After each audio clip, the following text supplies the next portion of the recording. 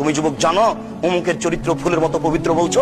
এসব জাতি, এসব জনগণ এরা দেশকে লুটে খাচ্ছে, আর তুমি বলছো অমুকের চরিত্র ফুলের মতো পবিত্র। মানে এই যুবক, তোমাকে বলতে এসেছি, তুমি কি করে তার বক্তব্য শুনতে যাও, তাকে দাওয়াত দিতে যাও, তার সাথে আমার আল্লাহতে গন্ডগোল।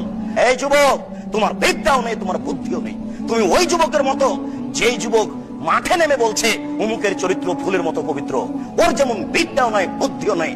এই ছেলে তুমিও তাই, তুমিও তাই।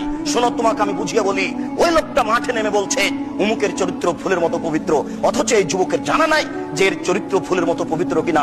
এই যুবক, তুমি মাঠে নেমে যে কথা বলছো, তুমি জানো বিচারের মাঠে তোমার মন্ত্রী এমপি কে আল্লাহ বলবেন, ও মন্ত্রী সাহেব, ওই যে টিনটা একটু কাঁধে নাও, টিন, ওই যে গমের বস্তাটা নেও, নিয়ে হাঁটো। আল্লাহ রাসূল বলছেন যে উট যদি হয় এটা, তাহলে উটের শব্দ করবে। এটা যদি ঘোড়া হয় তো কাঁধে চড়ে ঘোড়ার শব্দ করবে। এটা যদি ছাগল হয় তাহলে কাঁধে চড়ে ছাগলের শব্দ করবে। আর এটা যদি জড় বস্তু হয় তাহলে চুপচাপ থাকবে। আর ওই এমপি সাহেব, মন্ত্রী সাহেব এই বস্তা কাঁধে করে হাঁটবে। আপনার মন্ত্রীকে যদি আল্লাহ এই বস্তাটা কাঁধে করে একদিন হাঁটতে বলেন, তাহলে সময় হলো 50,000 বছর। আপনার মন্ত্রীকে যদি আল্লাহ এই বস্তাটা কাঁধে করে হাঁটতে বলেন 3 দিন, সময় হলো 1.5 লক্ষ বছর। তুমি যুবক জানো অমুকের চরিত্র ফুলের মতো পবিত্র বলছো?